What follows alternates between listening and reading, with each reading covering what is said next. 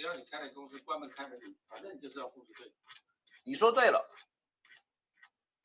而且我很佩服我们老板那个，你说今天来讲的话，那个你说跟他要谈地友的话，那简直是哦，那个是谈的真的是吓死人的好。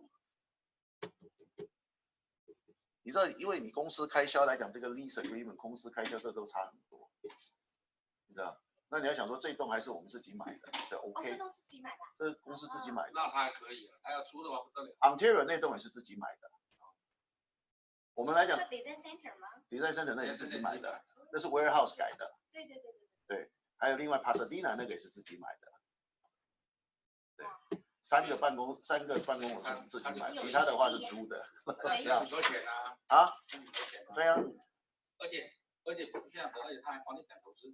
对。等他卖掉，他算大。他这个来讲是都很早以前买，也就是说都是在最跌到谷底的时候 ，Ontario， 然后这个甚至 Pasadena 那个也都是买的很好。他只有一个租金就够付他的 payment 了。Skytrade 他那边有一个 Skytrade 的那个7000多块的那个的 lease 的那个 payment 就够付他的 mortgage payment 。那个整栋一楼那边来讲，其实现在做生意不见得是很好的话，你要你自己房子的话，你想想看嘛 ，McDonald 怎么赚钱？就是都是 real estate 赚钱。对，没错。对，这就是 McDonald 赚钱，他们的就是在这里。对呀、都是房地产赚钱。对。你像我前面公司关掉了，他生意没有赚到钱，房地产赚到钱，对，都是这样。5、6千万，房地产，那不得了，他就赚那个就好了，其他生意他就不在乎。很多人来讲的话，你就说就是买仓库啊什么那种，对，是买仓库，对，就是这样。你像那仓库30万尺，赚多少钱？对啊，他很早以前买。对啊。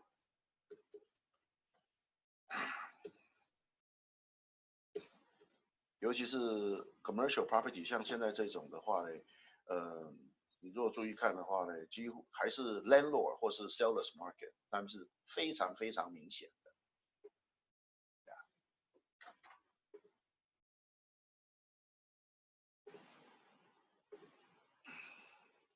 对，像15号和那个60号交界的那个地方，那地方不是开了一个 Costco 吗？然后那个 Amazon 不是也进驻那个地方？那个就在房塔纳那里嘛。不是房塔纳，15号。Eastwell 60号、15号。60号跟15的话，看它是哪一边，因为60号跟15号，它那边来讲的话是属于 Riverside， 然后因为它是 Riverside， 对。它是 Riverside 那头 ，Eastwell 的话要在西边这边才是。它是西南边，对。对，西南边的话，那就是等于说是比较属于 Eastwell 这一头。如果是东南边那边的话呢，是那个我们叫 Europa Valley， 是那个 Riverside， 对，另外那边是通常的话，我们 warehouse 都是。都涨，那边都涨，超级公司。最主要是 Ontario 涨最多。对，不得了，它的机场一开了，然后飞，早就在飞。现在 Ontario 的地还值得买不值得买？现在不是你值不值得买，你要是买得到买不到啊。买得到还是买得到，可是价钱的问题。对啊。像那个 Central Avenue 那一条街附近就觉得蛮值得买的。Central 的那个。对啊，那个 Central 是 Ontario 的中心了嘛，对不对 ？Central 的话，那 Ontario 中心，对啊。现在就是那些地来讲的话，你要看，问题是那边地都很贵。还有发现最近 Chino 有很多，就 Chino Avenue 上面有很多。我上次讲到哪里了？不好意思，我上次讲到哪里？讲到哪里？ Key safe， 没关系。我有点忘了 ，broker and seller duty， 因为我自己放2个礼拜 ，agency disclosure， 对，我知道这个进度来讲，我知道在 listing agreement， 我 listing agreement 讲完了吗？好像还没有吧。listing agreement， 没有记笔记。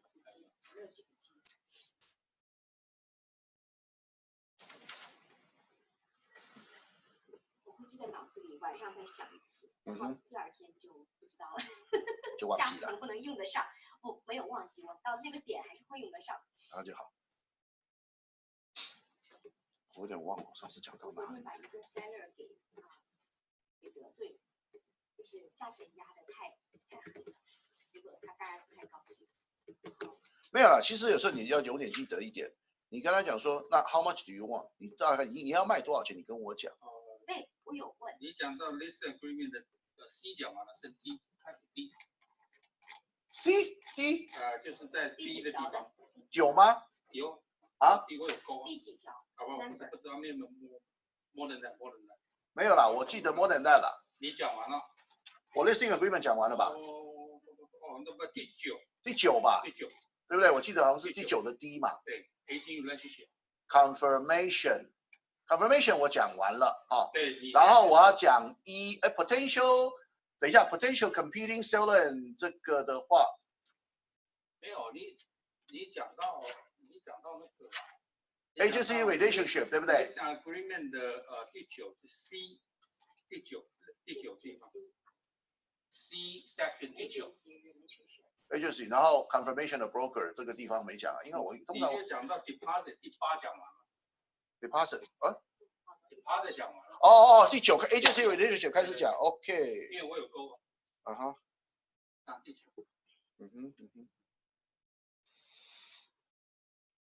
好，可以。因为我给他出价的时候呢，我已经问过他了，然后呢就比他底线多了1000块，然后给他了。结果我这个 buyer 很狠哎，然后拿到那个 home inspection report 的时候呢，又给人家砍掉15000。后来这个seller就不开心了。当然了，15000 too much。你前边要讲掉10000，后面要讲掉15000。对，你要对吧？15000你要师出有名。对。你今天来讲，是不是真的有需要修15000？这个你要很注意了。没有的话，那你不能乱掰，你不能乱掰。就是这样子，他就说，你要帮我能省1分钱省1分钱。那这样好了，咱们给他出1块钱好了。那你要不要买嘛？什么叫省1分钱 ？Good morning, Brian 结果不过还是帮他争取了5000块钱。对啊，那这样的话，至少 something better than nothing。你不可能说一开始，我看你像这种情况哈，我会建议先打电话去问一下，15000 too much。是 too much 啊，因为没有什么。5000都要我都被，你都会给我拒绝，对不对？我都会拒绝，我说 OK show me， 你要我哪里修？我的话我也会拒绝。你说你show me， 你到底要我为什么要修5000 ？Show me why？ 笃定了这个 seller 要快点卖掉，因为我们7天就 close。你说 OK， 那我就要是 seller 的话，我就跟你赌，你一定会买。这看心理战术。对啊，那就是看你这个 listing agent 多强。不强。哦，那不强那当然 OK， 那你不强 OK 那就好。如果 sales listing agent 强的话，你 forget it。看透了。对的。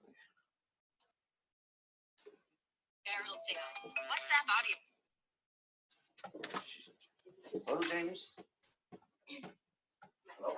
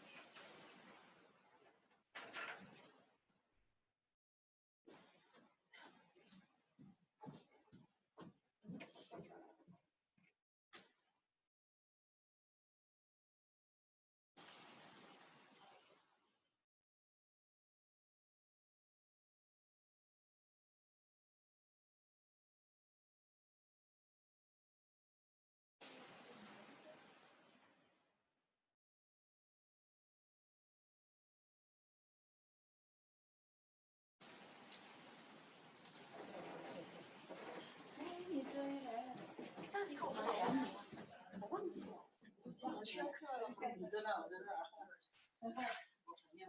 要不要坐一起？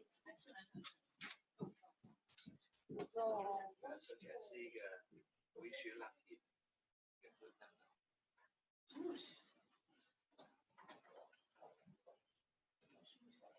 现在看还是回去看？肯定看。过节了嘛。谢谢。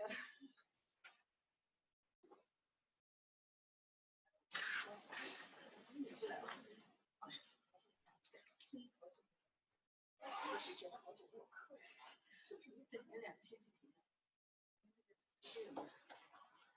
正好我有去个外地。你有没有试过到外州？有啊，德州。像我们一直，我也要找别的一种，还是找你根本对不了。人家说是可以买不能卖，但是你不能看完嘛。或者人家说是可以买，就是那起码那个修改你怎么进去？去的时候是，人说要不要请律师？也是 H 号。但不是，对，他是有 A 警，还有 buy and sell 都请律师，没多少钱嘛。不是请律师没多少钱，律师费没多少钱，但是 buy and sell 的它是 option， 但是呢，你可以请，一般都会请，他好像是都会请 buy and sell 都会请，反正可能德州没有，但是像北边、东边都要，北边也要，但是他会建议你去，你有问题你问律师，他 A 警不会有。去哪个州？我去那个明尼苏达，很冷的地方。他的升值率不是那么高，就是跟那个纽约差不多吧，就是看本的话30万，然后single house， 这算也很好，对，而且它的质量非常好，石头和木头，橡木的。嘿 ，James， 你好，你好，你是最标准的那个周老师上课之前你也不敢。建议下去，哦，可以，没问题。科的词，对，会，他们会的，对，这个会，他们会，你不用担心。忘记了，他们自己就会被打屁股。Hi James, I'm new here. Ben? No, Trent. Oh, Trent. Okay. I don't have the copy. Okay. Let me give you the copy for the listing. Let me give you the copy for the listing agreement. Yeah. 你怎么现在会跑到这里了？转过来了。我来听您的课。哦。偷师。这个 James， 我现在有个问题，我想问一下处理，因为我最近发生一个 case， 就是说到这个房子来，一个客人他也是很喜欢，那我就叫他说出 offer， 他就一直犹豫，一直不肯，那2个礼拜跟我讲说好，他要买，房子卖，那你像这种事情，我们应该怎么去处理？怎么样复述他说？因为我刚讲了很久，他都一直不肯去出 offer。OK。然后2个礼拜以后，他说好，他决定他要买，没有。对啊，你是说，这时候你就要怎么样去打他？你 gotta know that it's like 你跟他讲说，就要让他知道就对了。你就说 told you it's too late。OK。老师麻烦印2份，我也需要1份，谢谢。好，没问题，我会印2份 copy， so I'll give you the 2 copy。不是我说在这个中间有什么可以有？比如说他想买，可是一直在犹豫，我们用什么方法？你跟他讲说 ，OK， 犹豫的话 ，if you snooze you lose， 就是等于说你如果犹豫的话 ，OK，if you don't make a decision now，OK，don't blame me. When you are ready, the house is not waiting for you. House is not waiting for you, no matter what. Well, not just a house. Any property won't waiting for you when you are ready. Right? Yeah, you will lose a chance. Then don't blame me. I did not warn you.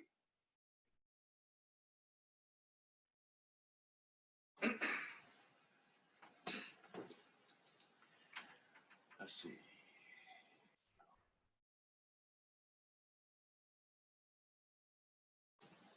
So we'll continue. 其实只要他先 offer 的话，也不会怎么样嘛，对不对？只要他到最后不要，对不对 You know what you can do? Okay. See if he okay. 如果说 depends. 什么方法就是说 Okay. If they ready to submit an offer 的时候 okay. Take the backup offer. Get his information first. Bank statement, pre-qualified letter. Because next time, if you didn't get this property, I already got your information. Next time, all I need to do is let's get ready for the offer. Then I already got your information. We can submit it right away. After you show the property. After you show the property. Don't wait.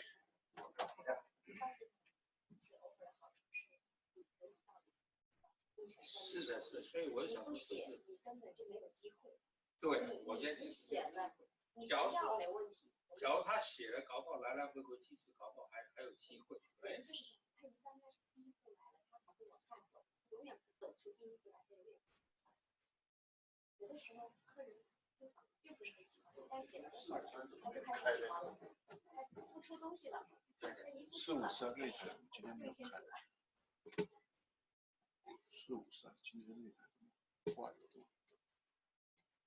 305那台。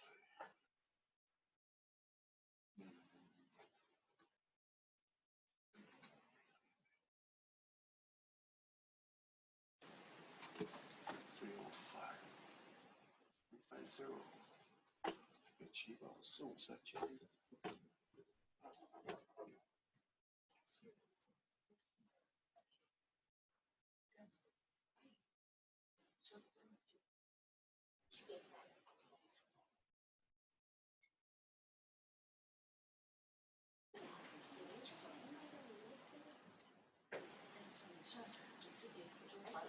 而且你买可以分租出去，完全 cover 你不了。有点是这种小将来有孩子分租出的话，这样作为一个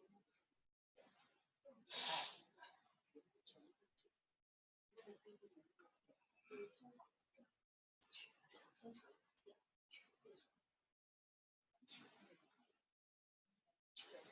好结实的样子，贴的砖上，这个结实多，看起来其实也是中间也是木质的，但是我知道，它那个地基是石头，上面是那个木啊，是板面上有一些，因为结实，它那个是森林那个长木质，木质好要死。这那本比我们差不多，家中要真材实料。对，这感觉再用一本，家中非常。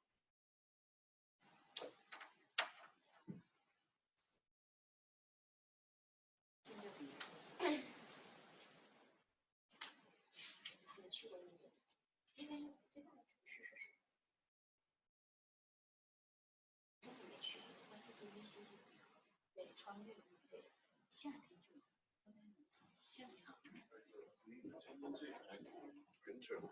有问题？没有，我就算换这台350的话，我知道是不是在楼下。350我看看，有在送，可是我现在想说，我看看是不是350的话，是因为现在那台的话没有快的。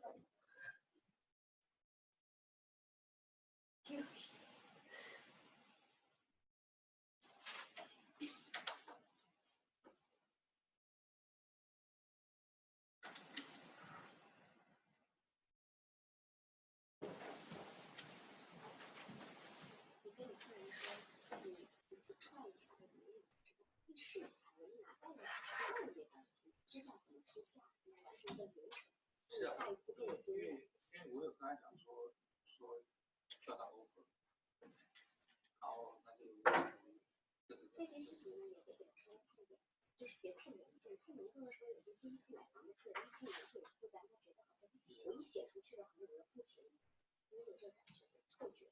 所以你可能要跟他说，他们就是怕说万一讲出去，就是没买过房子，对，他没买好。你说我们可以就是价钱试探一下，说现在的市场，比如说人家要35万，咱们多少钱买？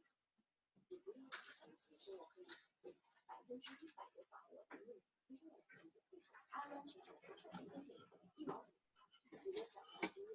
老师没关系，没关系，我先把送到楼下的那个 reception， 然后让他底下 print， 然后我就先开始。problem， Melissa。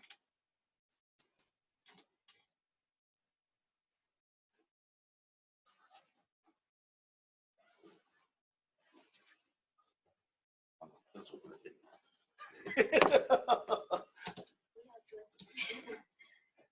Melissa， 他的 email 是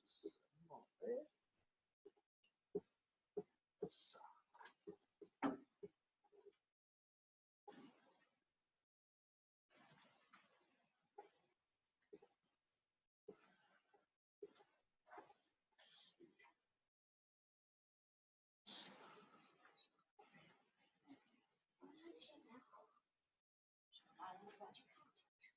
那边的经济指数确实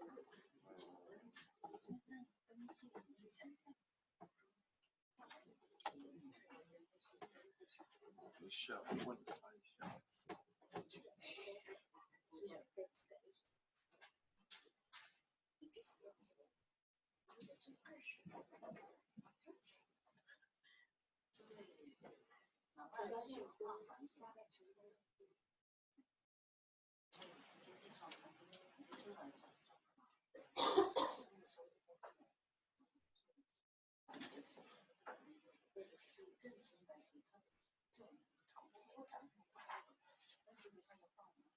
这个经济实力。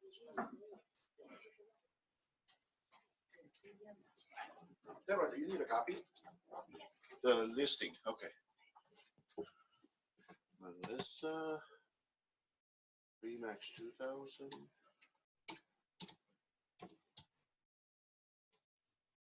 Gmail.com.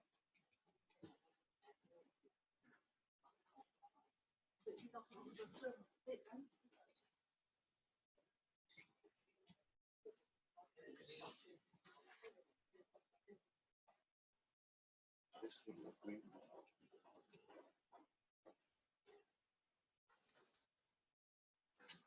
你说什么？我说人种。他说去苏达州买房，那边的 agent 很单纯。哦呀。那边客人很单纯，问题是。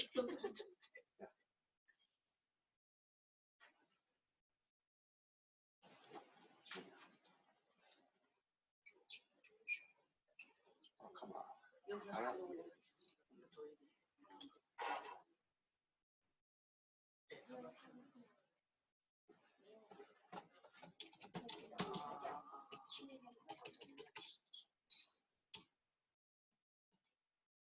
那个时候真的是麻烦到。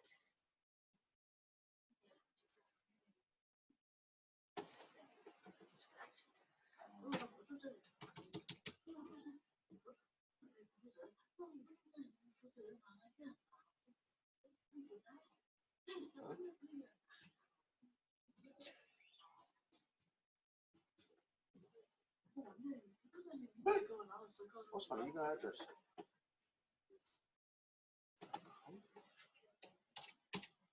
Oh yeah. 太多 password 了。对呀。Yeah. 整个是。对呀，我忘记 access 了。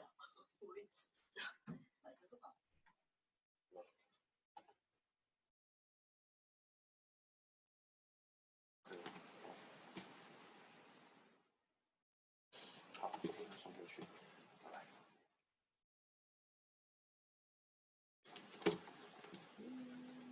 今天那个 paragraph number 9 starting on the listing agreement paragraph number 9 broker and the agency and relationship. Yeah.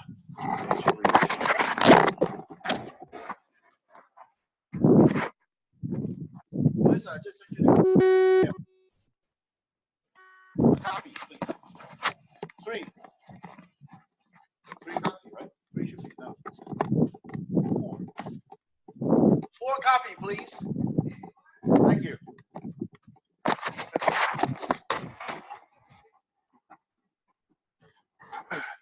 Okay, paragraph 9. Starting with the A, disclosure. So before we signing any agreement, listing agreement, purchase agreement, any agreement, what's the first form we need to sign? Agency disclosure. Because without signing agency disclosure, you are nobody. You don't representing anybody. Not buyer, not seller. Okay, you gotta have to sign the form first before you signing listing agreement, signing purchase agreement. Otherwise, you are nobody. Okay, legally, the sequence. Okay, I mean certainly you can sign on the back, but legally you gotta have to sign the agency disclosure. That's why the whole purchase, the whole package, what you see is all starting with the agency disclosure. Doesn't matter now. It's like if you see the zip form, they all start with the agency disclosure. So the seller acknowledged the receipt of disclosure regarding the real estate agency relationship, the AD. So those are basically signing the AD1. Just for your information, on December 10th, we're gonna have a new form coming out, the new zip form. So later on, we are no longer calling the listing agent or selling agent. If you attending on the RE/MAX, for the meeting, we're gonna changing to seller's agent, buyer's agent. So no more like listing agent or selling agent. So it's got so confused. Okay. So later on, even on the first page of the purchase, we're gonna have seller's brokerage, seller's agency brokerage, and not only the company name, you also have the agent's name and the license number right on the first page. So no, it's not going to be the last page, page number 10. So you'll see it, and that the purchase agreement going to be starting the enforce on January 1st, 2019.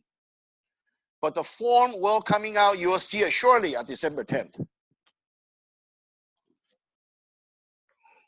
So, I mean, certainly starting next session, you'll see everything on the new form.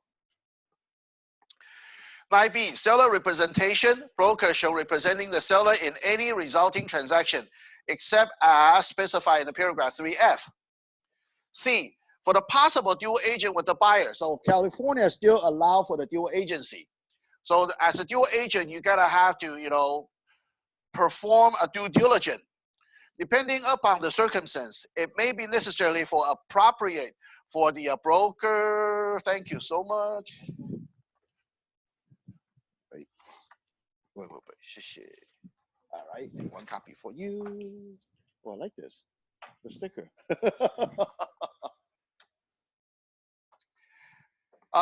Exchange party or one, depending upon the circumstance, it may be necessarily for appropriate for broker to act as an agent for both seller and buyer, exchange party, or one or more additional parties.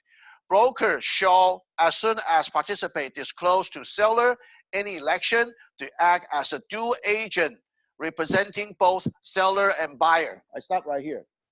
If two different agents under on the RE/MAX 2000, is that considered dual agency or separate? Different agency.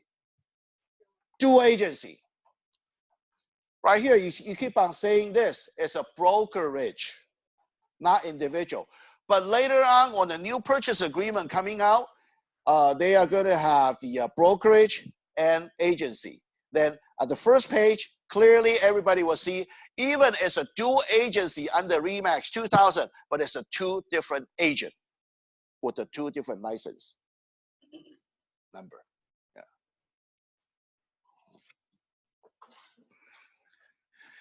And if the buyer is procured directly by the broker or an associate licensed in broker's firm, seller hereby consent to broker acting as a dual agent for seller and buyer. In the event of exchange, seller hereby consent to broker collection compensation from additional party for service rendered, provided there is disclosed to all party of such agency and compensation.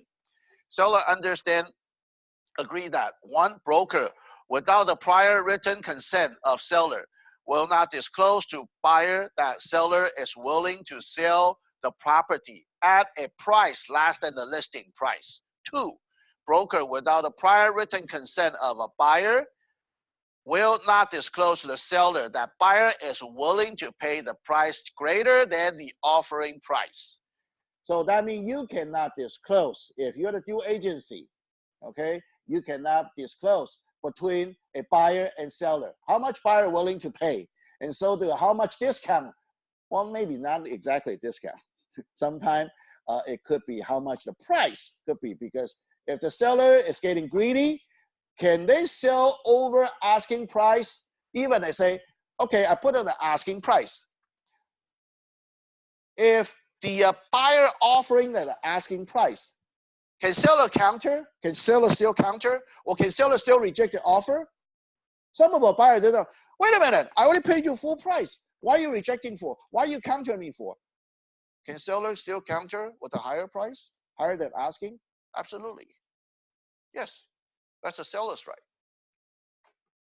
Okay, doesn't mean you have the paying for the full price. Then seller have to sell it to you. No, seller has a right, and sometimes it's a part of a strategy.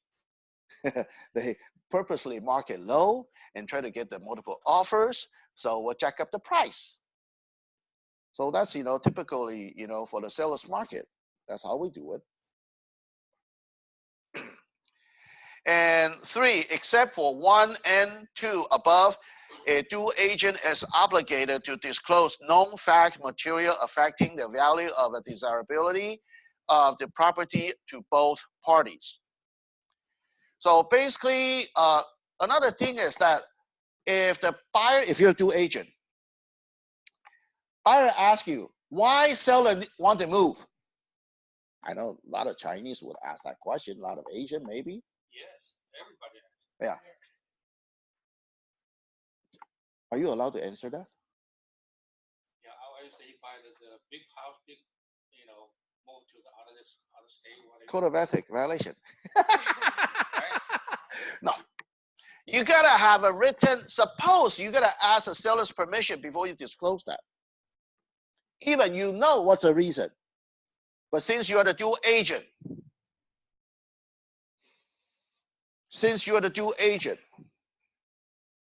you are not supposed to disclose, because that's considered seller's privacy. Well, seller may not want to let the buyer know. But if we doesn't know, how can we answer? We just okay. Say, I don't know. You are not. No. It's like, okay, you tell the buyer, say, we are the now since I'm acting the due agent, even I know the reason, I gotta ask the permission from seller. But even that reason, would you believe it? You ask seller, would you believe it? Yeah. Seller can tell me anything. Yeah. Then you can ask the buyer, would you believe it? I won't. I don't think seller would, besides, something we need to disclose, if like somebody passed away inside a house or it's a marijuana house, those are we have to disclose. Did you ever think about seller with bad mouth about their own house? No, I don't think so. Even they have a true reason. I cannot afford a payment. No. Oh.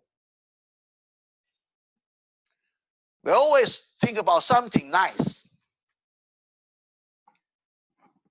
So that's why you say, you ask your buyer, would you believe it? Even I know the reason. Well, I got a lot of questions about it. People ask me, is the previous owner, what kind of race? Is black, American, or the Chinese? I would answer. Oh, great. What do we do? They say, well, you know what? I pretend did not hear you, what you just say. The buyer say, why? You're racism. Okay? And I cannot earn your business if you continue doing that. Because you will drag me to a lawsuit. I will let them know. I will let them know how serious the racism. If you look at the violation for the NAR or the CAR, the racism, that's a really, really, really serious issue. I got a lot of people ask about it. Okay. They say, well, just for example, all I can tell you Who is the owner of the neighbors? Can we check on the title? On the ownership? You figured it out yourself. I don't know. I'm colorblind. You figured it out yourself. That's all I can tell you, because the ownership, that's a public record. That's okay. That all can tell you. Then you figure it yourself. Is it what race they are? Do you think is it if the especially for Asian, they ask me the question, they say, well, do you think we are so proud of ourselves?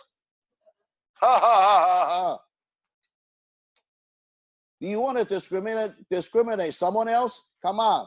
If you go down the, well, put it this way. I'm starting at the high school here, and definitely we experience a racism, you know, for this when in high school with the other Caucasian. We have to fight, and that's normal. We face that. But a lot of people at this age, they did not. They thought it's normal. No. We all actually still, more or less, everybody all discriminate or have somehow a racism, but we cannot talk about it. Just cannot talk about it. Okay? Especially we carry our own license, unless you don't want your license. I rather don't want your business, but I don't want to lose my license. You can always find other buyer. You can always find other seller. For example, if the seller says, I don't want to sell a certain racist buyer. Oh, are you sure? Are you going to continue doing that? Then let me fire myself. Let me resign myself. I don't want to take your listing, because I can foresee a lawsuit. It happened. Okay. You can always find another client. You got tons of them. Don't worry. D, confirmation. Broker should confirm the agency relationship described above and as modified in writing prior to concurrent with the seller's execution of a purchase agreement. So it's a confirmation when you sign it, everything on a purchase agreement. Okay. Also E, potentially competing seller and buyer. So that's the form we're signing. Seller understands that broker may have to obtain the listing and other property, and the potential buyer may consider make offer on or purchase through the broker. Broker, okay, not agent, broker.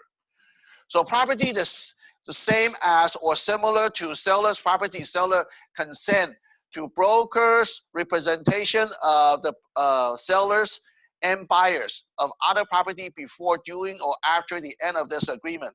Seller acknowledge to receive a possible representing of more than one buyer or seller. Disclosure and consent. This is a newer form since about, say,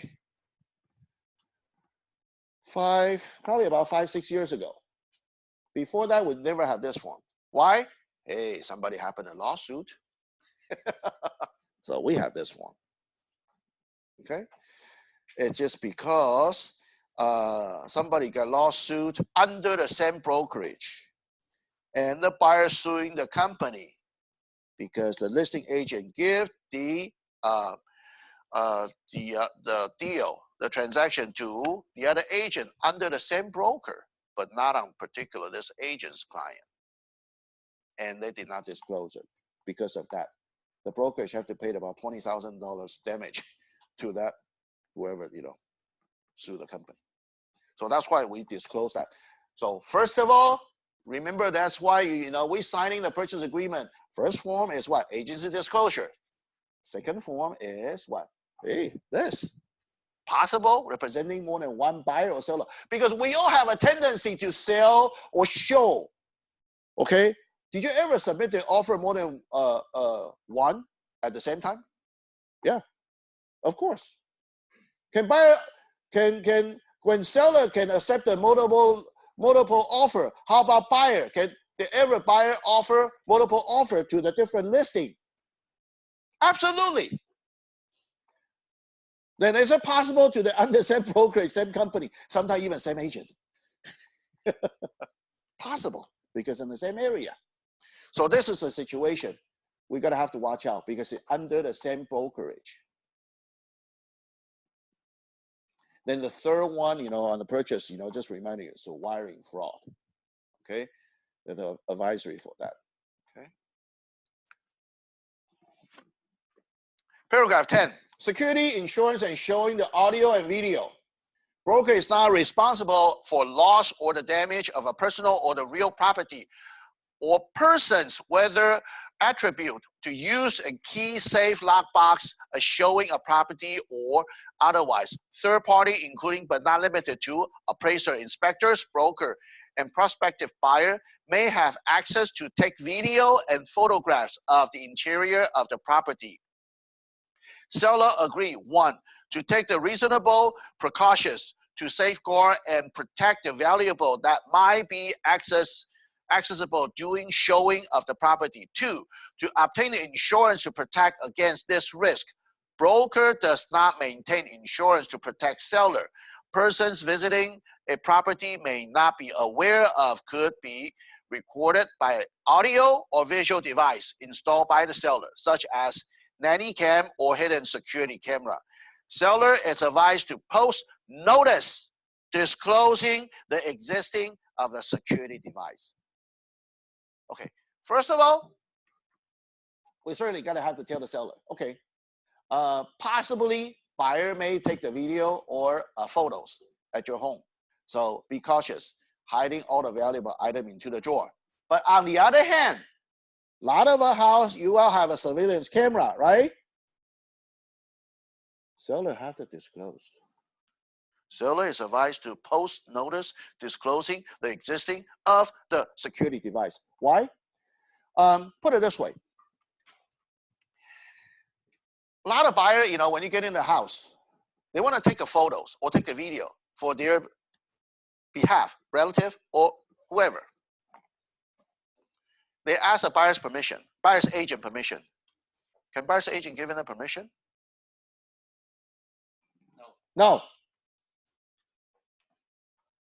Then buyer say, well, then who has a permission? Seller. Seller. Okay. Seller has a permission. But certainly the buyer have to call the listing agent. Listing agent gotta go to buyer and say, can my buyer take the photo and the video? I know it's a hassle. So what do? You just mentioned ignorance. What do? I didn't see it. Don't ask me. Who gave you the permission? What do you say? I don't understand. I did not give you the permission. Take the photo. You took the photo yourself. You took the video yourself. If you got lawsuit by the seller, don't say I've given you the permission, because I never give you the permission. I told you no. But you still insist. I cannot stop you, right? I cannot stop you. Same thing. Seller. If any seller has a surveillance camera at home, you better put a notice when you get in. Smile, you're on the camera. Okay. Simple as that. Just so you know how to put on if you put the shoe cover, did you make a notice? Put on the wall, hey, please use a shoe cover, right? Okay. Same thing. If you got a surveillance camera, you got to disclose. Otherwise, that's another privacy issue. When listing agent, when the seller,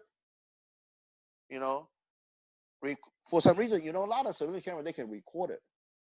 And whatever, they could be bad mouth, or they could be saying something, the information. So seller can against on the buyer. Sometimes, if a lot of buyer, they talk about the price in the house, right?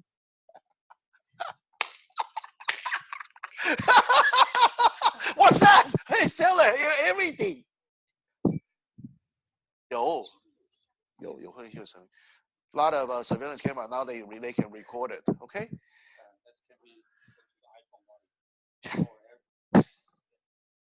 Okay. even have somebody brave enough, on the master bedroom, last time the attorney say they do whatever they love to do, the listing agent and the buyer say, hey. And it could be the seller say they watch the video more than once. Ooh, certainly, that listing agent license got suspended, with a big lawsuit and a fine. Okay,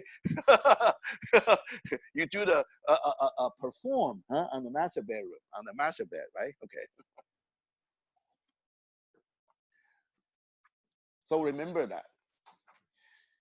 If you really, you got to be smart enough. Buyers, you are the buyer's agent. You go get out of the house. Talk whatever you want, but don't say anything in the house. Anything may be sensitive to the seller. Okay? Because we have no privacy now at this moment. Yeah. We just, hey, you gotta put surveillance camera, just like you put the video cam, on the doorbell. Same thing. Right? Okay.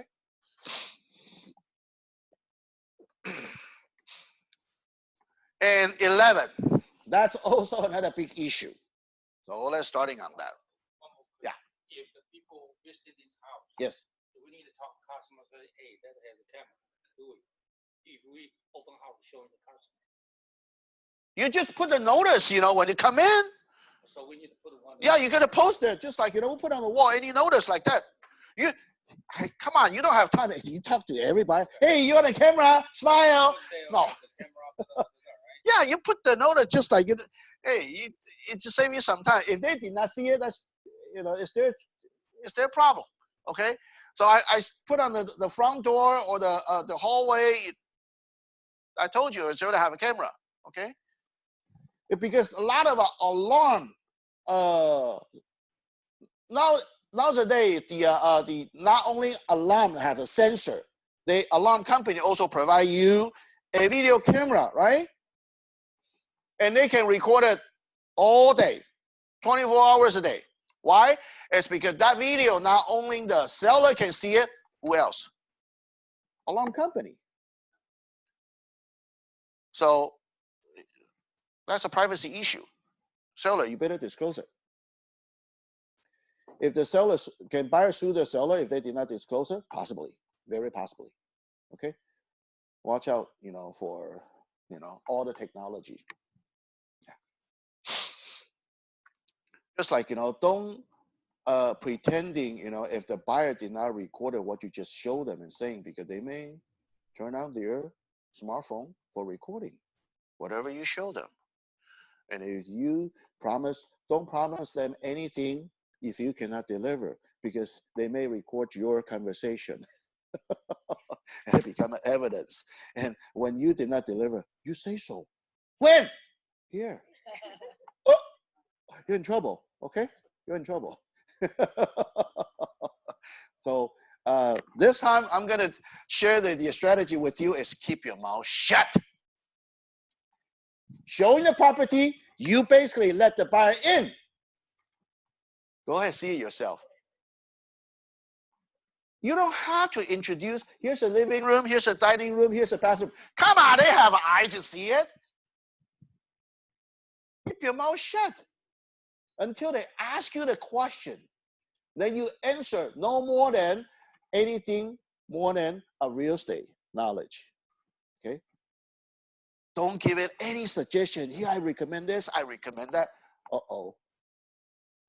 If somebody, the total stranger, the first time you meet them, hey, who knows? They're recording on my conversation. Yeah, without telling you, right? Possible. So the best way to protect ourselves and show to the clients, the best way is let them see it by themselves. I would say so. I say feel free to look around, and I believe especially if the seller is not home. But even you are the listing agent, you gotta ask a listing agent, you gotta educate the seller. When the buyer coming in, you get out of the house. You know what typical Chinese or Asian seller? Let me show you the house. Let me show you around. They say a lot of things is actually, it may kill the deal.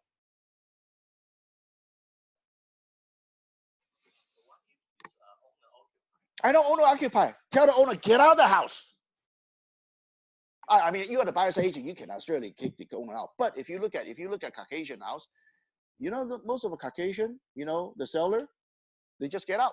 They stand outside, or maybe the backyard, or the front door. Wait until you finish, and then they get in the house. They won't stay in the house when you are looking around the property.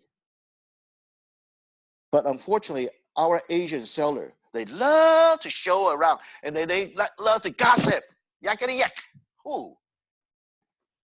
And you know what? It may kill the deal. Sometimes, you know, when I'm the buyer's agent and when the seller, it just keep on talking, I really hate it. Can you stop it?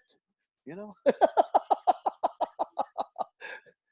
Because some of the conversation, you shouldn't be started with it. Even the buyer do interest to submit an offer, or they love the house, but sometimes your conversation, your subject, it may trigger and just kill the deal.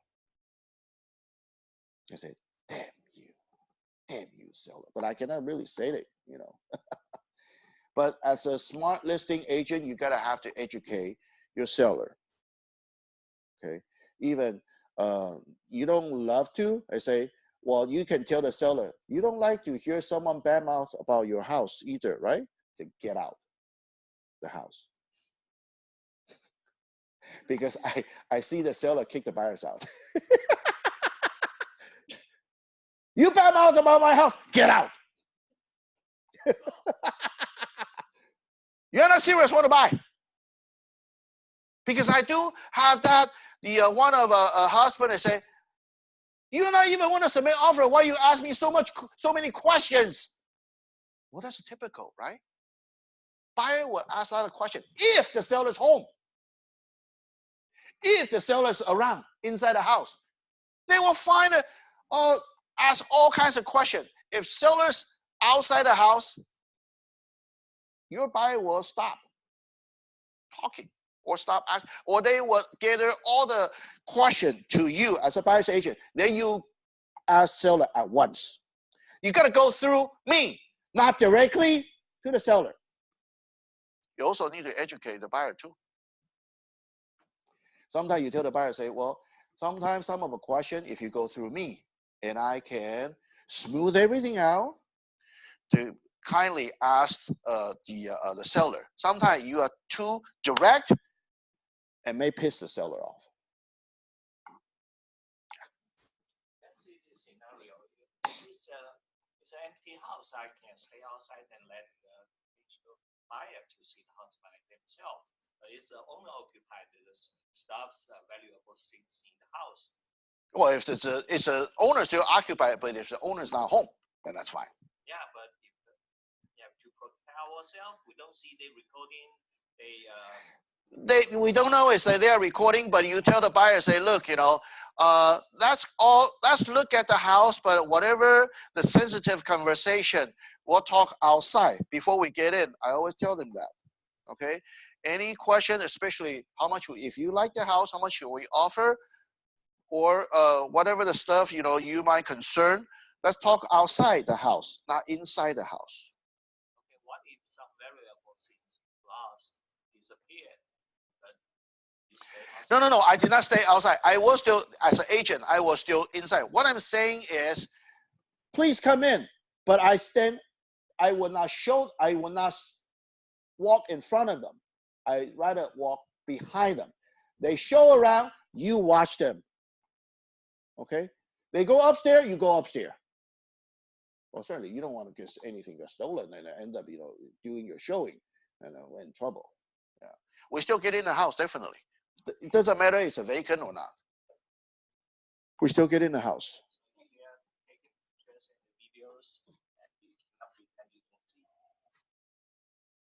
But if the buyer never asks you, and they just take the video, take the photo, then what can I say?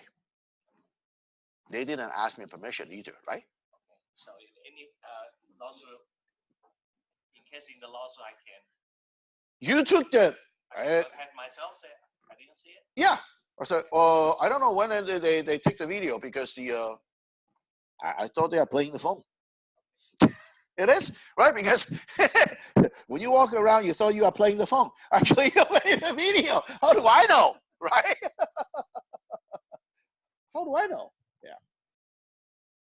But those are very rare cases, but it happened. That's why I share with you. I heard about it, and some of the nosy buyers say, well, okay, if you really want to take the video, then I better ask, okay? Or sometimes, say, well, you know what? We got a lot of photos on the MLS already. So you just forward a link. Or even if they don't have a link, go ahead, forward a photo or something, to the buyer. That is actually from a listing agent. Then it's okay, because we copy down and forward to the buyer. It's okay. But you cannot share the photo to the public. That's different. That's right. That's a big issue lately. Photographs and internet advertisement. In order to affecting the market of property and the sales, it is often necessary to provide a photograph, virtual tour, and other media to the buyer. Seller agree, or if the check does not agree, the broker may photograph and otherwise electronically capture image of the exterior, interior of the property, image for statistic and or virtually tour of the property by the buyer, and others for using a broker's website, the MLS, and other marketing material and site. Seller acknowledge that once images are placed on the internet, neither broker nor seller has control over who can view and such image and what use viewing may make the image or how long such image may remain available on the internet. Seller further assign any right in all image to the broker and agree that such image are the property of a broker and that broker may use such image for advertising, including post-sale or broker business in the future. Okay, so you gotta have to let the seller know, when I take the photo, when we upload it to the listing MLS, do you think it's a Zillow, Trulia? Where those photos come from? Because they copy all the way, through our board. But once they copy those photos to the private sector, can we control them when we sold the property? We took it out, okay? And the seller say, I don't want my home, the photo to expose under the Zillow or Trulia. Well, I'm sorry, you got to call them to remove it. I cannot call them. You're the owner. Okay. Another thing is that never use others people's photos. We all have a smartphone, right? I believe. I assume. Take your own photos, please. Doesn't matter you take the good photo or not. Take your own photos. Because if you're using someone else's photo from the MLS, the MLS violation is $1,500. Okay? And no warning. They just send you the bill. After that, if the listing agent found out, go through their broker, just like Kwong telling us, he will glad to collect $750 per photos for us from other agents if somebody copy our agent's photo, no matter how many years ago. So don't get lazy. Yes. What do you mean? You mean that, for example, the listing expired or is sold, that actually there were two listings. They used all my photos, and then even the description is changed a little. Tell Kwong, sue them. But one is expired. Doesn't matter. Doesn't matter. Record keep for 18 years. You have a right.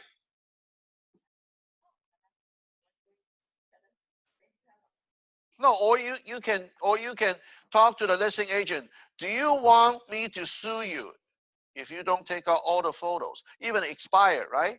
You know what you can do? The best thing is call MLS. I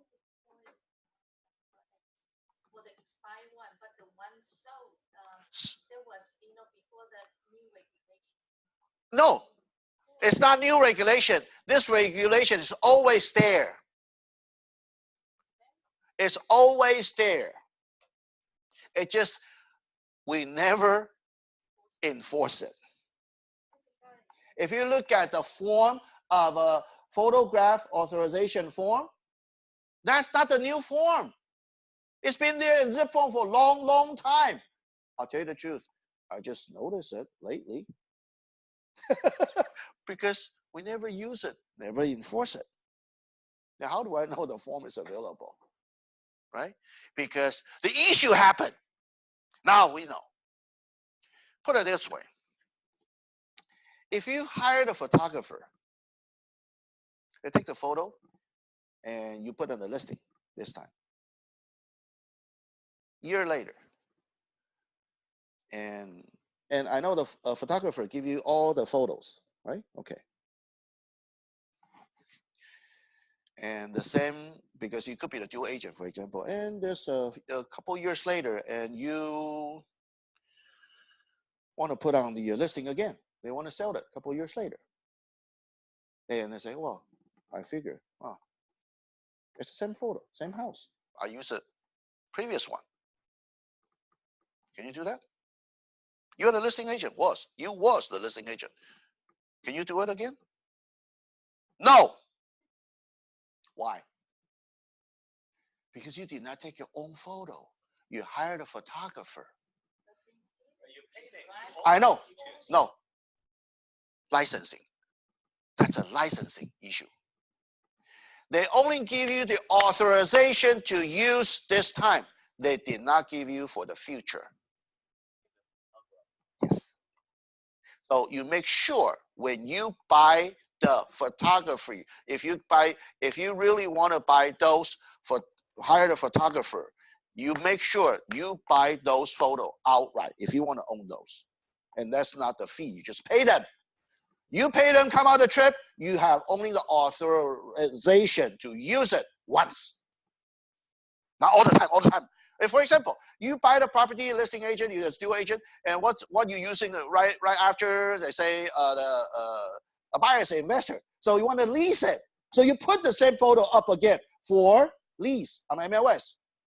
You better ask the photographer again if you didn't buy the photo outright. Have them sign it. You better either pay them, or if they say, oh, that's fine, you can use it. Fine. Let them sign our form, a photograph authorization form. All right? So who knows? They can backfire on you later. Okay, so there's a photograph. Yeah. This is a form it called, it's not here though. Let me get back here. Not sure, did I add it? But let me go ahead and say add document. Let's see.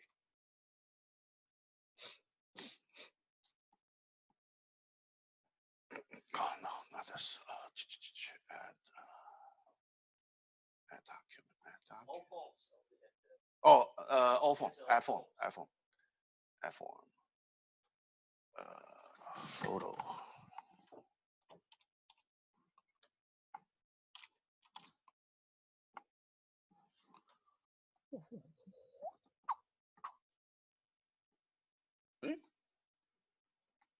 Didn't come up?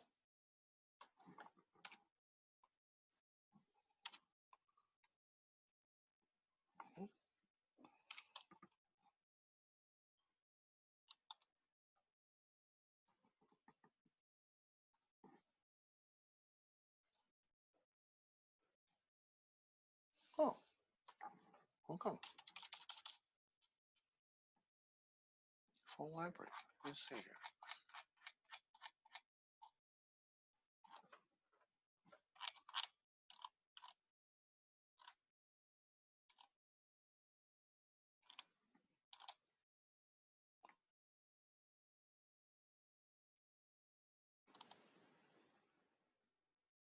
Hey,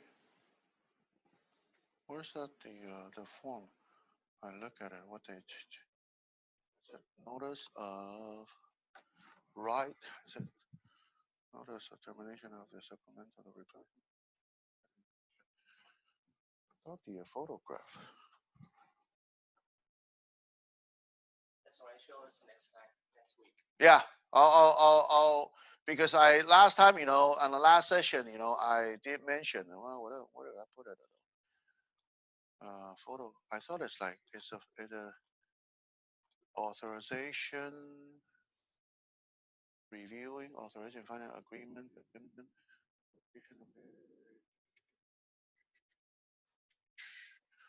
Is this because it should be though? Let's say.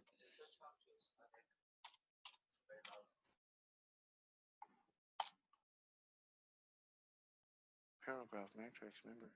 Okay, anyway. Because I know it's like the notice. I'll find out next. I'll find out. I'll let you guys know on Thursday.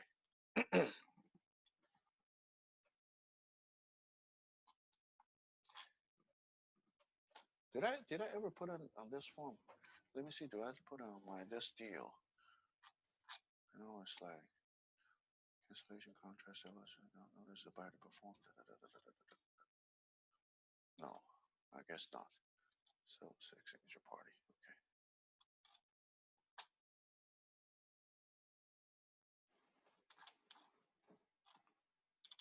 Okay. I'll show you later. Okay.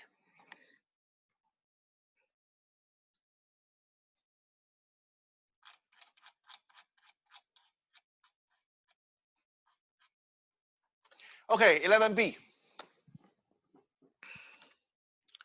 Seller acknowledged that the prospective buyer and or other persons coming onto the property may take photographs, video, or other image of the property. Seller understand that broker does not have ability to control or block the taking the use of image by any such person if checked. Seller instruct the broker to publish in the MLS that take an image is limited to those persons preparing appraisal inspection report. Seller acknowledge that the unauthorized person may take image who do not have access to or have not read any limited instruction in the MLS and who take the image regardless of any limiting instruction of MLS. Once the image are taken and or into the electronic display of the internet, otherwise neither broker nor seller has control over who view such image nor what use viewer may make the image. So if you really check that, that means the seller instruct the broker to publish in the MLS tag, and that taking of image is limited to those persons preparing. So basically, you tell the seller, say, the image, what you are actually pretty much exposed, everything. If anything or any angle or any items, you don't want me to take the photos, please let me know at once. Certainly, if you could, before you load it to the MLS, show the seller what photo you are loading it, upload it to. Because once you upload it, they will copy. So before, every time, when you upload it, you can save on an incomplete file. Then you can actually show the seller if you could. And say, okay, those are the photos. Or you can email to those photos before when you pick it up from your photos. Email to the seller and say if those photos okay to publish. This is also protecting us. This paragraph actually protecting us. Okay? Sounds like you notify seller, but I'm actually protecting you. Hey, we have no ability to control it. Okay? So don't sue us.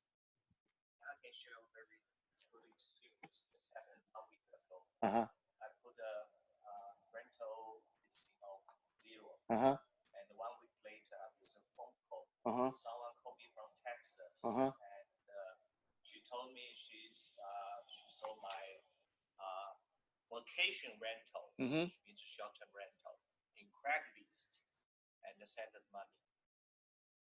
Oh, okay. Someone steal my photo and all my information from Zillow, put on the Craigslist.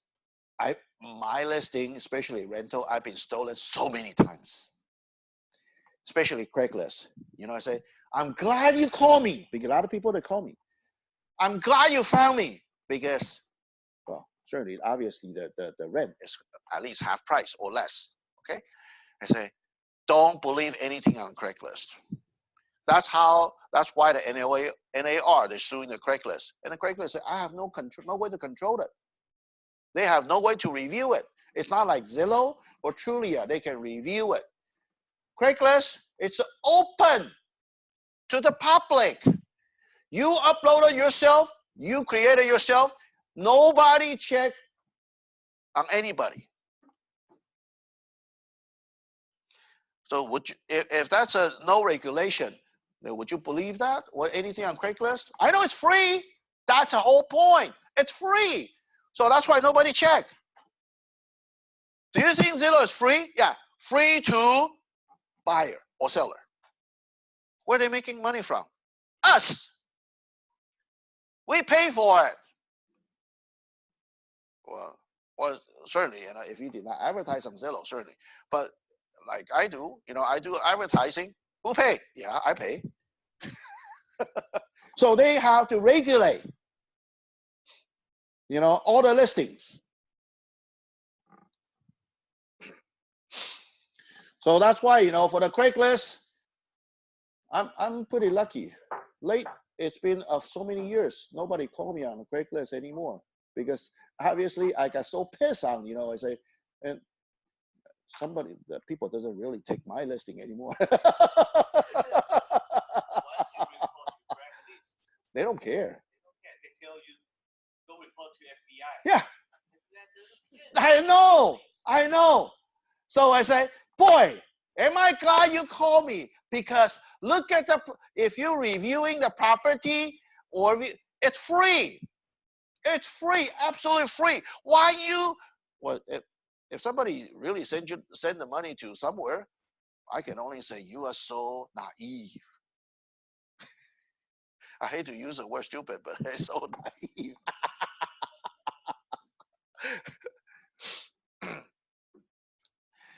Okay, so definitely, when you have especially rental, Craigslist, they won't use it on your for sale listing, but they will always love to use a rental that tell you send $30 or $50 to view the property.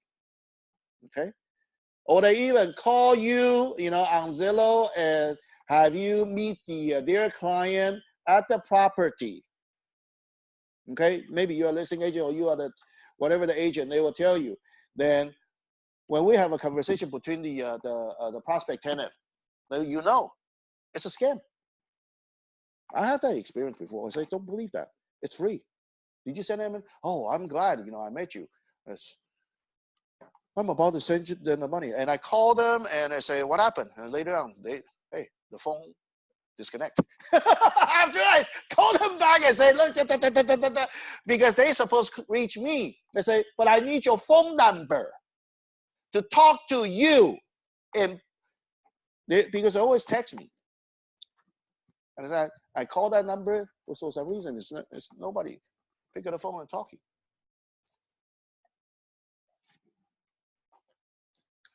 So be smart, because a lot of scam out there. Number 12, key safe and lockbox. If the key safe lockbox is designated to hold a key to the property to permit access to the property by broker, cooperating broker, MLS participant, their authorized licensing representative, authorized inspector, a company, a prospect, buyer, broker, cooperating broker, MLS, associate, board of realtor are not insured against injury, theft, loss, vandalism, or damage attributed to use of a key safe lockbox. Seller does, or if check does not, authorize broker to install the key safe lockbox. Default is authorized. If the seller is not authorized, make sure you check.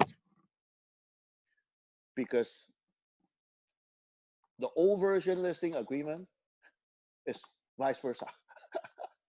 Default is not allowed. Then if you check, it's allowed. This time, if it's appointment only, seller did not, allow you to install the lockbox. Make sure you check that. Okay.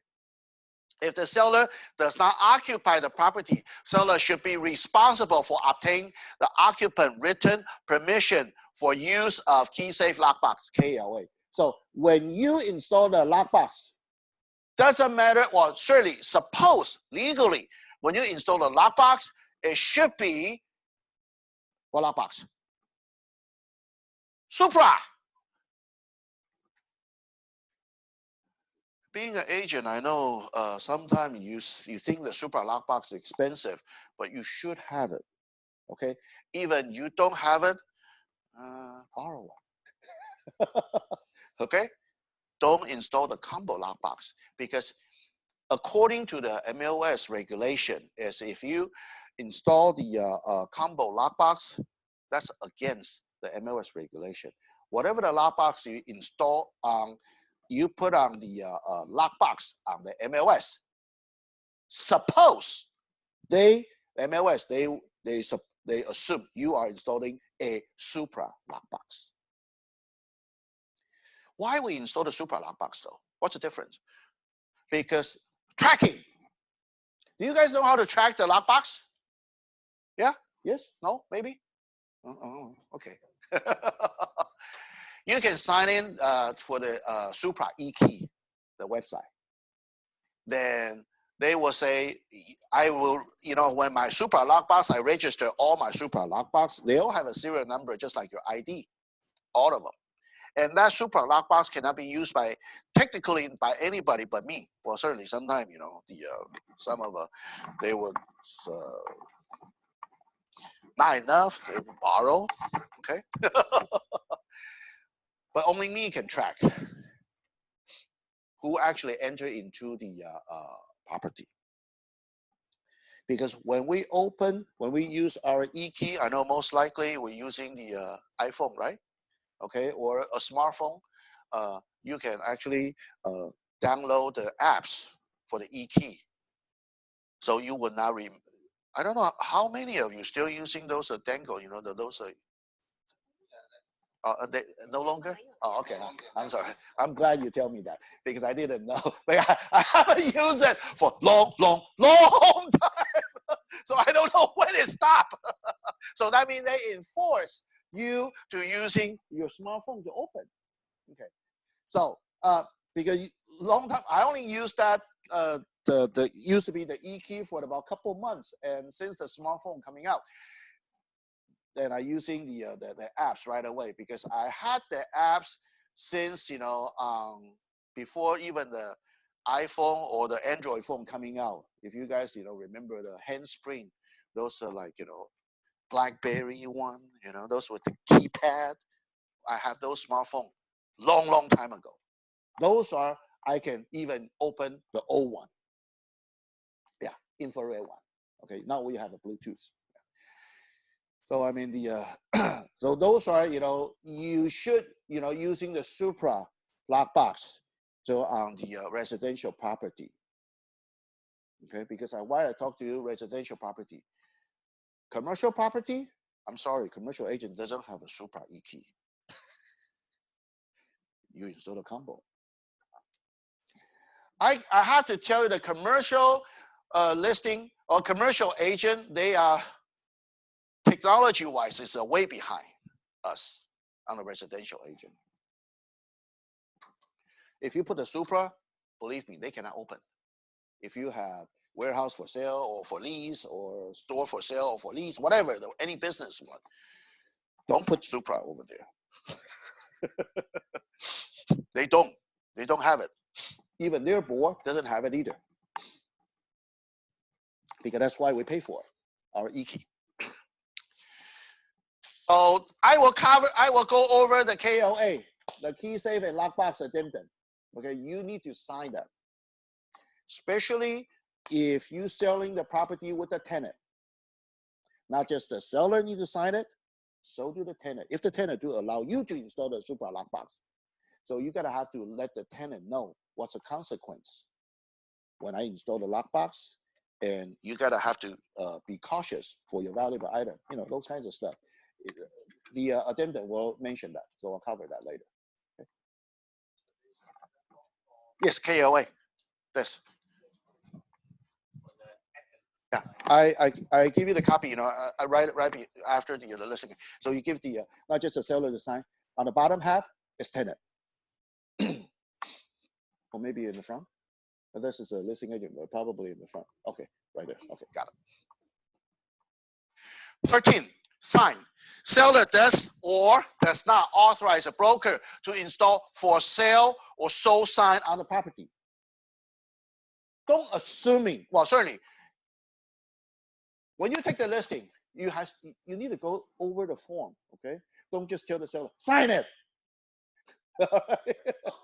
Because when they really sign it, I mean they authorize everything. Because on default, they authorize a lockbox, they authorize the for sale sign, and if you really stick to the for sale sign, the seller said, "What are you doing? When did I authorize you to get the for sale sign? Uh-oh, did you ever go through the listing agreement with the seller?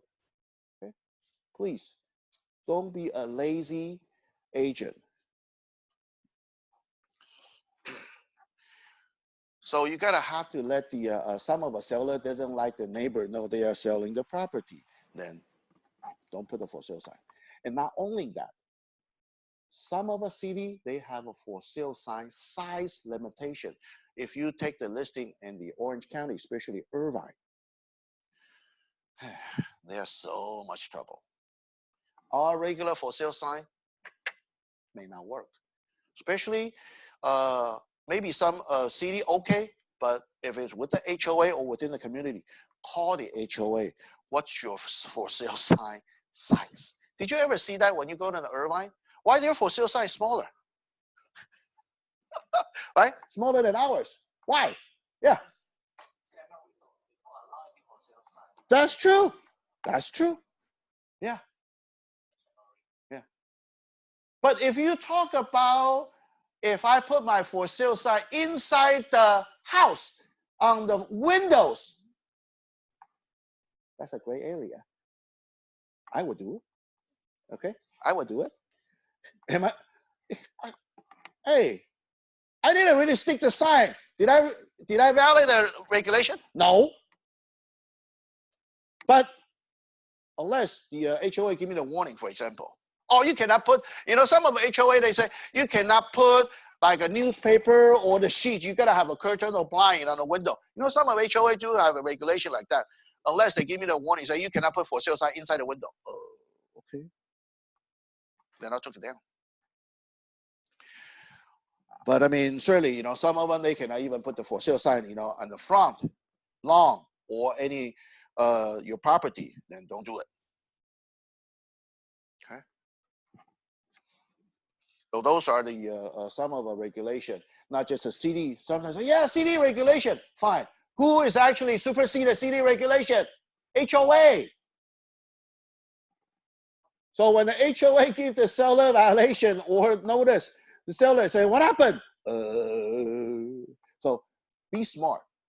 If you are not the regular Orange County listing agent, then you better find the HOA regulation.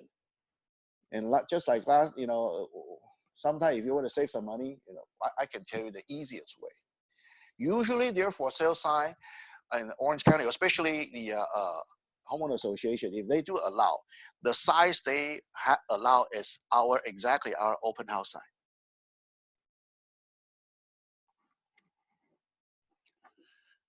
Can you tape it? The open house to for sale. You still get your name, you get your phone number. Instead of open house, I tape it for sale. Stick it in front of a house. This is a for sale sign. You cannot get so tall anyway. They have a regulation up to 4 feet. You cannot get taller than that. Some of our regulations 3 feet. Then I'd rather put the for sale, the open house sign and tape it. Otherwise, I have to redo it, all the signs again. Right? Yeah. That's how I do it. Yeah. I'm cheap. Yeah.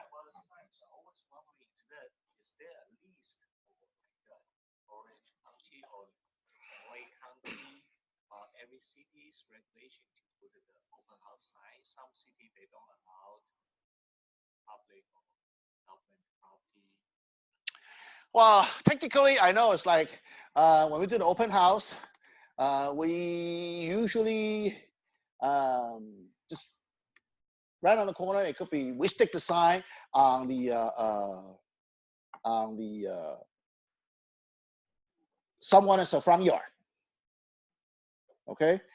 Suppose you need to ask the owner's permission. You stick in the front yard. Okay. So that's why we have a frame instead of those with the post. Okay. If you post on a public area, for example, you have, let's say, the Wona. Okay. Wona, they have, you know, if you stick on a curve or a park, that's okay, because that's what? That's a city property. And make sure you took it down the open house sign, okay, after you finish. Don't just leave there for a whole week. Yeah. Okay. You think that's an advertisement sign? No. I know it's the some people like that, some of the agent like that. Because according to the Walnuts rule, I believe, is you can only put your open house within 1 day. So that's why, like our co-worker Jenny Wu, she would like to stick on the open house sign right on after midnight, 12:01. She went out and stick the open house sign. Yeah, consider 1 day, right? Yeah. I won't do that, but it's your choice. So, but if you put the A-frame on the sidewalk, because the sidewalk considered what? Easement. Everybody can walk, right? Then you just don't block the walk. Well, you can, you know, leave some space though. Usually, people doesn't really care much though. I mean, if you put on the sidewalk, then the owner is gonna even the sidewalk is belong to their property, but we're using what? The easement rule. The company has signed the regulation rules for everything. Because some people ask a lot, you know, diamond bars and walnut is different. Iron, irvine different. Yeah. A lot different. Either you can call city, if the community doesn't have a HOA, you call city. Any regulation for the open house sign or the for sale sign. If you have a HOA, call HOA. Because before you take the listing, ask the seller for HOA phone number. Or better yet, if the whole neighborhood have some other for sale, you have to take a look. Okay, why their for sale sign is smaller, and why they only about 4 feet high? You know, or 3 feet high. Then you know why. Yeah. Don't stick it out and, you know, then the seller will get a violation. Okay, the regular post. Yeah, I call the city or call the HOA to find out yourself.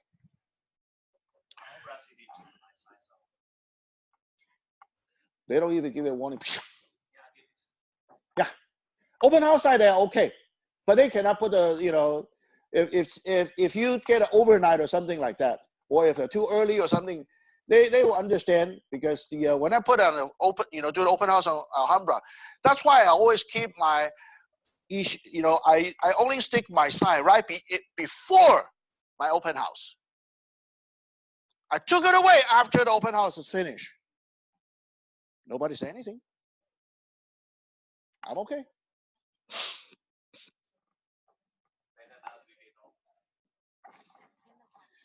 So unless somebody, you know, took my open house, you know, so far nobody took my open house sign. I guess, you know, it's not really fancy one anyway. Maybe your competitor take your open house sign. You don't know who is it. Yeah. Okay, 14, equal housing opportunity. This I don't have to mention. We have to know that. That's why when you doing if the seller or the buyer, they are racism, we'll watch out, because this is a equal housing opportunity law apply. Okay, doesn't matter buyer or seller.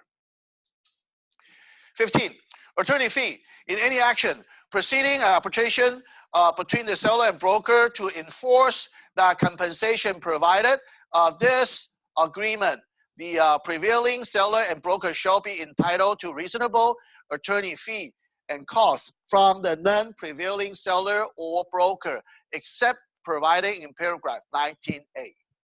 So if you have any dispute, or the arbitration attorney fee, okay, and you have a 19A if any dispute may arise. So we still go through mediation first. Okay. 16, any additional term. So if the REO advisory listing, we have very, very rarely you see the REO. If you have a chance, take the REO listing, then you better attach with the REO advisory listing. Or if you still take the short sale, then you gotta have to attach with the short sale information advisory. Let the seller sign. Because all the information is because they will talk about the tax consequence, everything. You gotta advise the seller how to consult with their CPA, accountant. Because you take the short sale. Or any trust advisory, if you take the trust listing, you probably see more on that if it's a trust listing. Just for your information, just let me ask you, if the trust listing, if the trustee, the issuer, the trust is still alive, who signed the listing? Beneficiary or the trustee, truster? If they still alive, okay? Unless they already pass away, then beneficiary has the right to sign the listing. The worst one, I had an experience before, just like, it's a trust sale. When we submit the offer, everybody compete each other. So beneficiary is a 4 sibling. So after they're reviewing, elder brother got heart attack, passed away again. Everybody stopped. I mean, when a beneficiary passed away. So it's a double hitter. Forget it. You don't know how long, because that just happened. And the elderly brother, I don't think he has a trust, and you have to go through probate on his portion. I'll forget it. How long? Anything could happen. It's like, oh man, a parent's trust, they put it up for sale, and while they reviewing the offer, elderly brother passed away and heart attack. So the listing agent say, everybody stop. If you're all the buyer's agent, hey, why don't we just stop for now? 17, management approval. If the association license is a broker office, salesperson or broker associate enter into this agreement on the broker behalf and the broker or manager does not approve of this terms, broker and manager has a right to cancel this agreement in writing within 5 days after the execution. So that means broker or the manager has a right to cancel your listing in writing within 5 days. Some of our company, well, usually our company, we don't really turn in the listing agreement to the broker, but now, yes, we have to now. Used to be, we are pretty relaxed, okay? Now, it's actually when we put on the MLS 2 days. Okay, let's put it this way. When you sign a listing agreement, when should we put on the MLS? Next day. Why? According to the listing agreement, it's 2 days. You're right, okay? But the MLS rule, they change next day. But since we are uploading to MLS, then we gotta follow the MLS rule. Okay, it's not following our zip form rule, because it could be other reciprocal or maybe other region MLS. They still enforce in 2 days, but used to be ours 2 days. But late I think this a couple years, our matrix they changed 1 day. Next day. So that's a case, if then after we put in within the 2 days, we have to turn in or upload it to the Sky Slope, to our listing agreement to our office. I mean, usually we won't cancel the listing unless it's something really, really, really odd, really bad, or I had the listing, I have a seller ask me and I reject them, one of a long time ago, I have one Yorba Linda listing and I reject them. And I talked to Quan about it as well. Quan say, great, even you took the listing, I will cancel yours. Why? Because that listing has a lawsuit before for the mudslide. And you think, if any issue at the insurance claim, because they're suing the insurance, the listing agent, the buyer's agent, to everybody for about $500,000. And they won, seller won. That's because they have 2 swimming pools, and 1 swimming pool already fall to the slope. So they sue everybody and, and repair the other swimming pool. So that it's been on the record. But previous seller, they do disclose.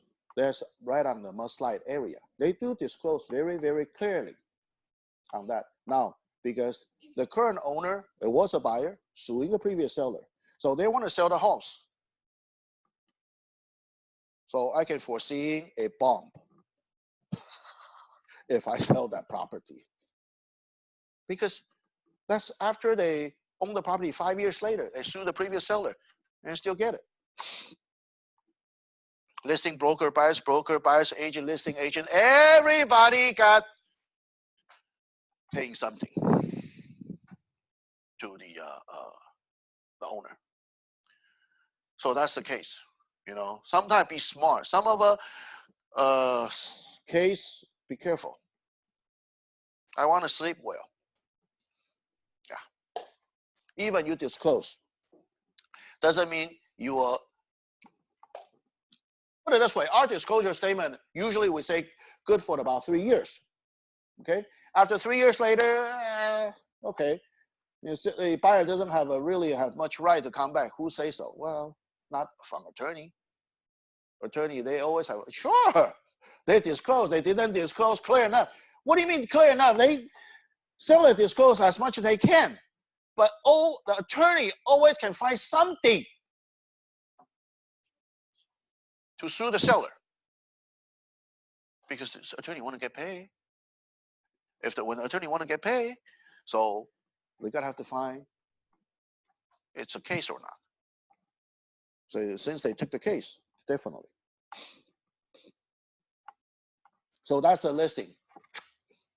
Smart enough? No, I won't. The only thing, what I tell seller, you know what? Why don't you let the house default and give it to the bank? Because buyer cannot sue the bank, if the REO property. Otherwise, I cannot help you.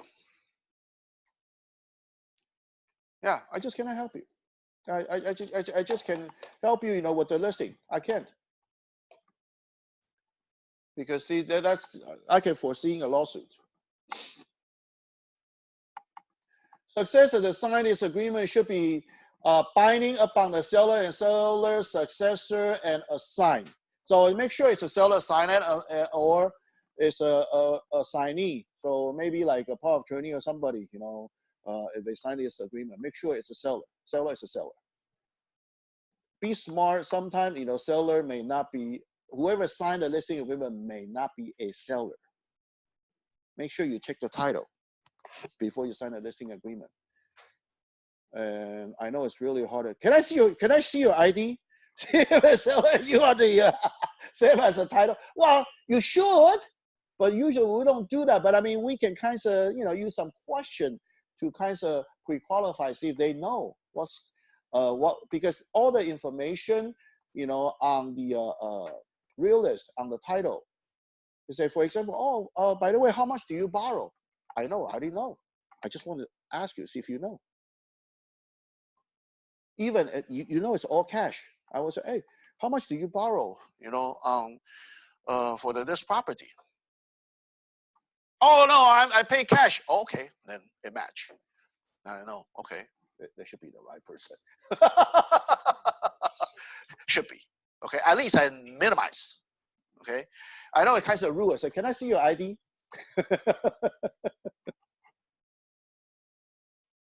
Okay, 19, dispute and resolution. Mediation, seller and broker agree to mediate any dispute and claim arise between regarding the obligation to pay compensation under the agreement before resorting the arbitration or court action. Mediation fee, if any, shall be divided equally among the party involved. So the mediation fee actually it's split half-half, unless the other party, you know, the winning party may not pay for it or whatever between the agreement. For any dispute or claim to which is a paragraph applied, any party commence an action without first attempt to resolve the matter through mediation, or 2, before commencement of the action, refuse to mediate after the request has been made, that party shall not be entitled to recover attorney fee, even if they would otherwise be available to the party in any such action. Exclusion from the mediation agreement as specified in the paragraph 19b. So those are any additional medium term. But if somebody say, okay, if I don't want to go through mediation, once you sign a listing agreement, technically you want to agree. But if you do have any dispute, then what happened? You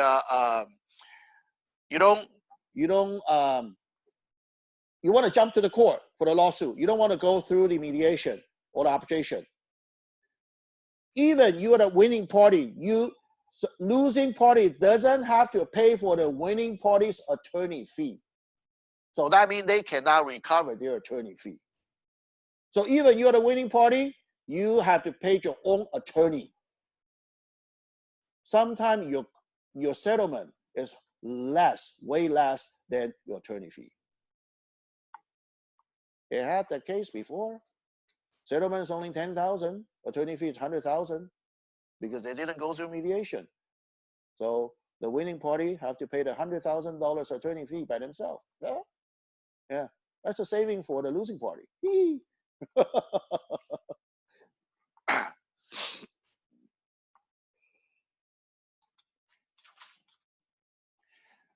So that's why, you know, if we could, we should have umbrella insurance. Who knows when, you know, those things would happen. Additional mediation term. The following matters shall be excluded from the mediation. 1, a judicial and a non-judicial foreclosure and other action or proceeding to enforce a deed of trust, mortgage, installment, land sale contract as defined as civil code. 2, an unlawful detainer action. 3, those filing enforcement of a mechanical lien. And 4, any matter that is within the jurisdiction or probate, small claim, bankruptcy court, the filing of a court action enabled to recording of the notice of a pending action. For order, the attachment, receivership, injunction, or other provisional remedies shall not constitute a waiver or violation of a mediation provision. So those are, you know, they can skip. They don't have to go to mediate. If they want to foreclose, they foreclose. No negotiation. C, advisory. If the seller broker desires to resolve the dispute arise between them through arbitration rather than court, they can document their agreement by attach their signing arbitration agreement. So that means the after mediation. So if you really have to go through arbitration rather than the court, okay, then so they got after, you know, they can continue with arbitration. So mediation first. Mediation first. Yes. Mediation is only a mediator. They, you know, doesn't have to be like a retired DA or the retired judge. it costs cheaper. And you don't have to bring an attorney. Then see if we can come with the agreement. Because it's like a third party and both parties' description. And see if, can come up with a settlement. Usually 80% of a case will settle within the mediation. Probably only 20% to arbitration. 调停的话，如果用中文讲调停的话 ，it's really hard to say. Mediation 是中间的话，中间人的话跟调停人。调停的话是已经 about 调停的话是 about arbitration。仲裁应该比较算仲裁，对 mediation 的话调停比较是 arbitration 的话比较属于仲裁。Yeah. Sometimes it's like because when you go to the court, it has a record. Okay? When you do the good thing at mediation arbitration doesn't have a record on the title. But when you go to the court, you have the record on the title for this property. So try to avoid that. So that's why from those that's like lawsuit.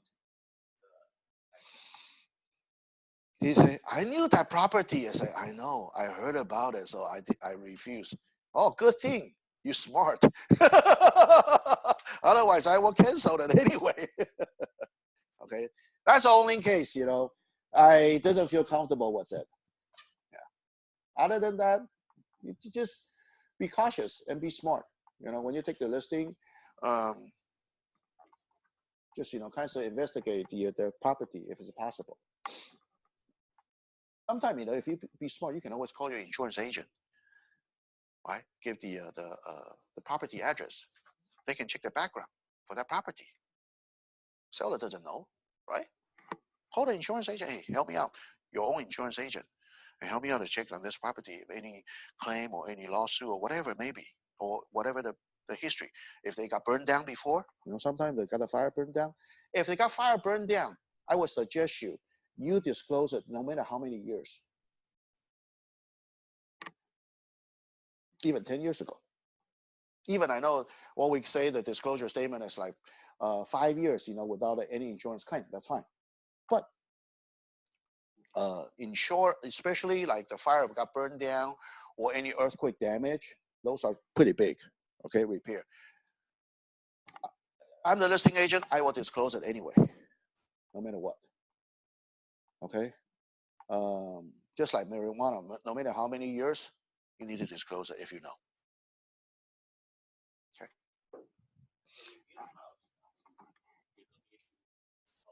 Rebuild? Oh, I will disclose it. I will.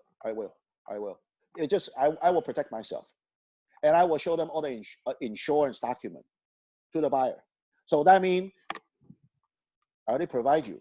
So on the disclosure statement, I will tell you, say, okay, the house got burned down. They say 10 years ago, blah, blah. Because the disclosure statement, actually, especially SPQ, later I'm going to cover that. Seller property questionnaire, you can always write it down, okay, whatever the history, because that when you live in there and whatever that happened, you suppose disclose.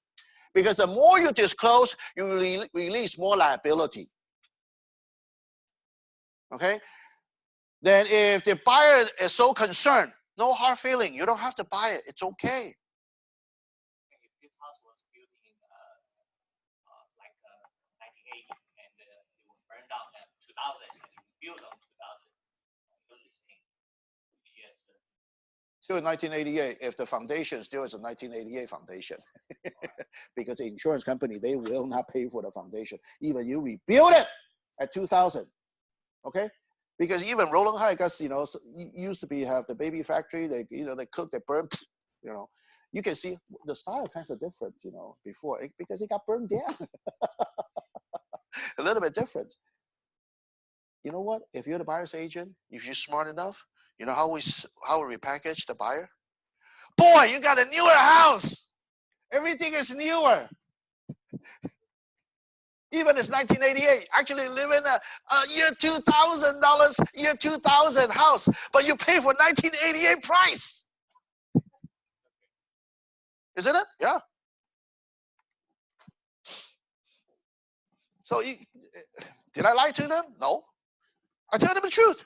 But it's the way you talk make them have an urgent enthusiasm, want to buy this house. Everybody like to get discount price.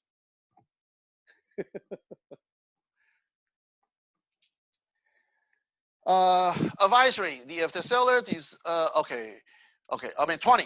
Entire agreement. Prior the discussion of a negotiation agreement between the parties concerning the subject matter agreement is superseded by this agreement, which constitute the entire contract and a completed exclusive expression of their agreement, may not be contradicted by evidence of any prior agreement or contemporaneous oral agreement. If any provision of this agreement is held ineffective or invalid, and remaining provision will nevertheless by given full force of effect, this agreement and supplement addendum modification, including any photocopy of face mail, may be executed in counterparty. Once you finish this agreement, can you change it?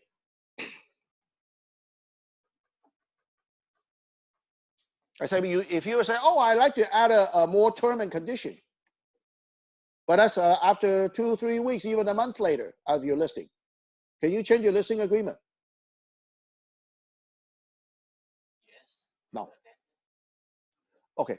You cannot actually change this agreement on this particular listing agreement. But yes, you can adding the addendum. But the addendum, while we using the right form, is called a modification of terms. That's a form we use. You adjust the price higher or lower. Let the seller sign. That is the adjustment. You know, that's what you can use the form modification of terms. Yeah, that's they have, I think the zip form, they have 1, 2, 3, 4, 5 different copies. So I mean, if you want to modify so many times, because sometimes you adjust the price or whatever the term may be. And sometimes, you know, even for the extension of a listing, same thing, you know, on this, everything you can put it on the top or just the price, anything. Another thing is that oral agreement is also the agreement. Don't promise seller anything if you cannot deliver. For example, oh, I will do the open house every weekend. Come on, you won't. No way I can promise that. If a seller demanding, I want you to do the open house every weekend. Where's the door? I can't. I just cannot promise you. You cannot be, because it's the, even I know they probably didn't put on the agreement. But if they, oh, sure, I will do it. Yeah. If they hold it against you and you did not do it, well, let's consider what oral agreement you promised them. Right? So I mean, don't do that. If you know, I say, well, I cannot promise you. Some people, sometimes, you know, they would even insist. They say, I want you, the listing agent, doing the open house, not your co-worker.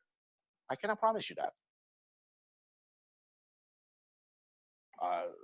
Sometimes, you know, I got a conflict where, and you want to, and I say, I send my co-worker to do the open house for you. I mean, if you don't like it, fine. Then you ain't got no open house this weekend or this day or whatever the day may be, if that's what you wish. Yeah. 21, ownership, title, authority. Seller warrant that the seller is the owner of the property. Make sure seller is the owner of the property. Okay, this is important. You think that's a simple statement? Yes, but it's important, really, okay? And 2, no other person or entity have title on the property. Sometimes on our real list, the text information only show 2 sellers. Sometimes maybe more than 2. We didn't know. So you need to ask the seller, when I type the listing agreement, I say, I only see 2. Do you have more than both of you? Maybe husband and wife. Sometimes they even adding a kid to the property. But since our real list only show 2, the first 2 seller. Oh, I still have 2 more. Okay, and what's their name? Because If you're just assuming and the seller doesn't know, you only put those two, and without the other kids, the other two seller, do you think this listing agreement valid, enforceable? No. No, it's not all the seller agree to sell, right? So make sure everybody sign. Just like a purchase agreement, same thing. If you got more than two buyers, then you gotta have to, do it. Yeah.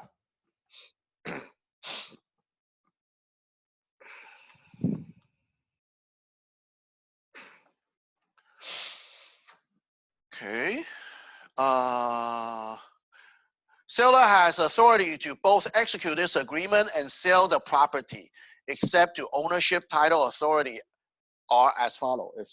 So this seller has the authority to sign it and sell it. Otherwise, you see for anybody, or maybe any title. That means it could be could be a trust, or maybe some other entity, okay, who is actually authorized to sign it. On the checkbox, representative capacity. This one is the listing. The agreement is being signed by the seller, by the individual acting in the representative capacity as specified in the attached representative capacity signature disclosure. Because if seller is not a human being, it could be the company, it could be a power of attorney, someone else, not exactly the seller, or trust sale. So you gotta, need to attach this form. Whenever the signature or initial of the representative identified in the RCSD appear on this agreement or related document, it shall be deemed to be in a representative capacity for the entity described and not in an individual capacity unless otherwise indicated. Seller 1 represented that the entity for which individual is signing already exists. 2, shall deliver to a broker within 3 days after execution of this agreement evidence authority to act, like what? Such as not limited to applicable trust document. If the trust sale, you gotta provide a broker a trust. Portion thereof letter of testimonial, Harry, court order, power of attorney, resolution, formation document of the business entity. So that means if you have if the corporation or LLC, you got to make sure who is the manager to sign the property. Otherwise, how do I know who you are? And why you have authorized to sign for selling if this property is owned by a company? Then you got to make sure who has the authority to sign.